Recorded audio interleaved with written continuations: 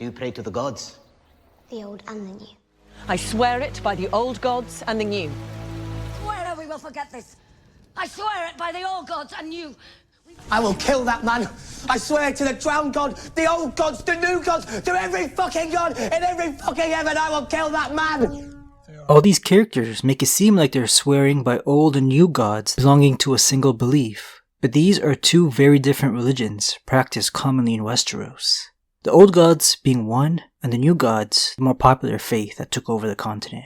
Okay, so the topic of gods have been on my mind for weeks now, thanks to the lore behind Elden Ring, a story Martin was hired to create the mythos for, a lot of it having to do with gods and demigods.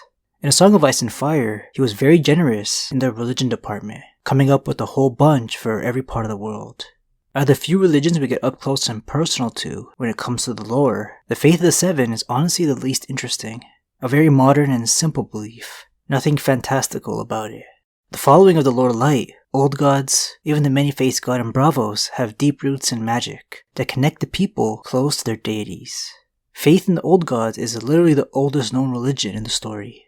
The old gods were worshipped before mankind even knew about them. That's because before the first man crossed over to Westeros from the eastern continent Essos, it was the children of the forest and giants running the show prior. They were the only humanoid species around 12,000 years back. The children's culture revolves around the old gods in nature. Not too sure if giants are intelligent enough to be able to comprehend a higher power. Doubt it though. The first men came in hordes by foot, while a natural bridge connecting the two continents still stood. They chopped down trees and built homes in place of the forests where the children inhabited.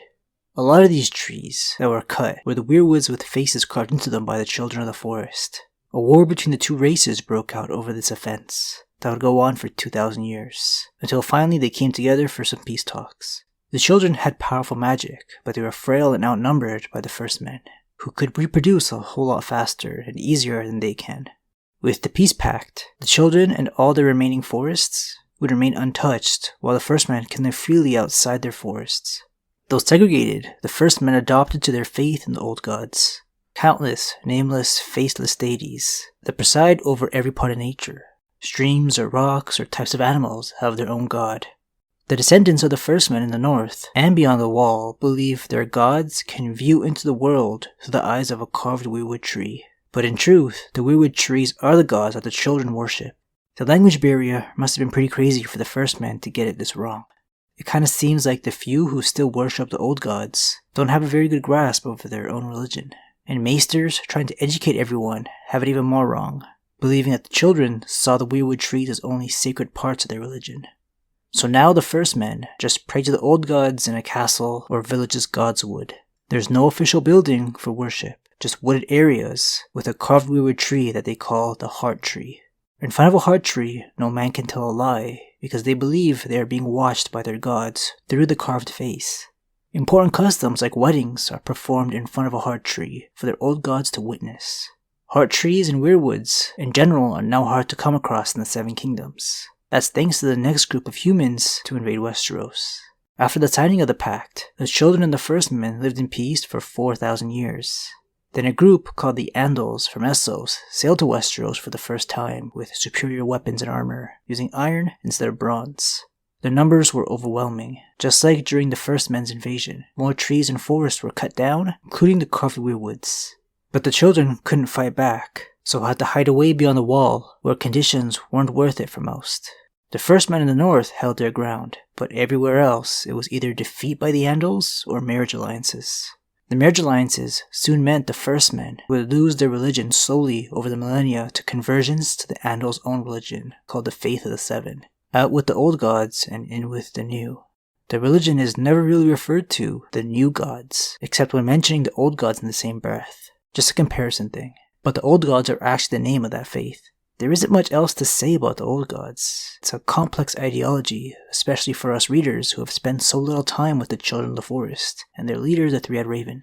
We get the smallest glimpse during that one important Bran POV chapter in the last book, with how the godhood works.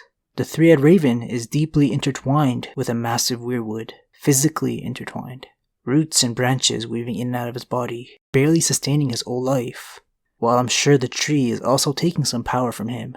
He isn't the only one. All the other children will eventually give their bodies up to the roots when old age catches up to them. This is how they join the godhood, and this is why there was so much pain in seeing their trees cut down. It's literally the ancestors within, and those carved weirwoods could have retained consciousness because of it.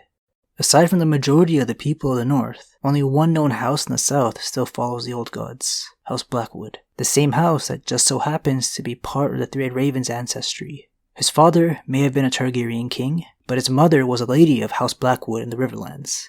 Other houses in the south that still claim descent from First Men follow the New Gods. Unless you're on the Iron Islands, they're always doing their own thing. The New Gods refers to 7 different parts of the Faith of the Seven. They only truly worship one deity, but decided to separate it into parts so you can pray to a specific aspect of it that fits your needs. So there's always something that relates to your life. There's the warrior, the mother, the father, the smith, the maiden, the crone, and the stranger. This religion is a lot more easier to digest. The warrior connects to all fighters or soldiers who follow the Faith of the Seven. You pray to the warrior when looking for strength or courage, or if the defenseless needs protection. You go to the father when looking for justice, and the mother for mercy. Anyone with children connects to these two. The perfect religion for people looking for something that resonates with their way of living.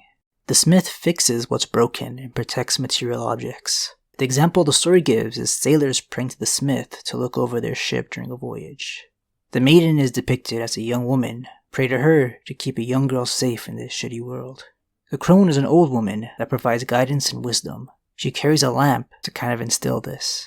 From my understanding, a crone is usually a derogatory term, but somehow she made it into the ranks of the Seven.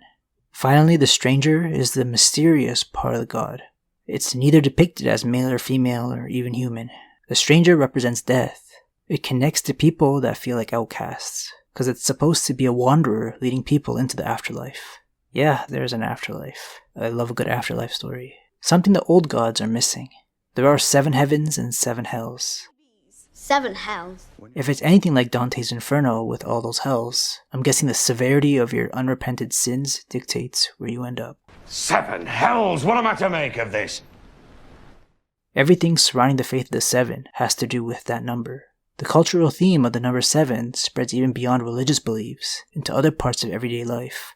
The religion is just that prominent in the 7 kingdoms. The main symbol of the faith is the 7-pointed star.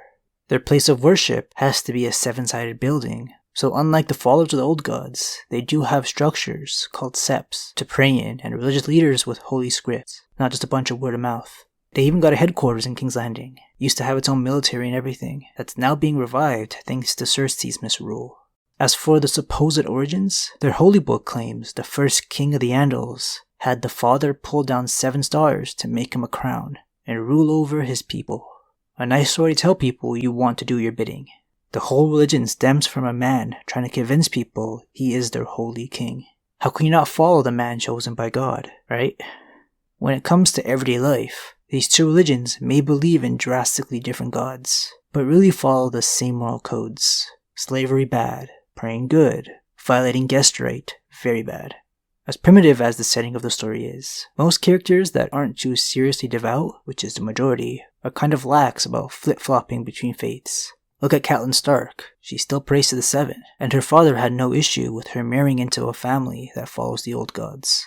Bran's still with Leaf and the Three-Eyed Raven last time we heard from him in the books. I expect the upcoming Winds of Winter will focus heavily in their cave, because we didn't get much last time around. Leaf, being the only one of the children of the forest to speak the common tongue, will hopefully fill us in on some more origins of the old gods. That's it. That's all we got. Maybe some more Elden Ring lore will inspire me to talk about something else next week. See y'all then. Thanks for watching. I swear it, my lord, by the old gods and you.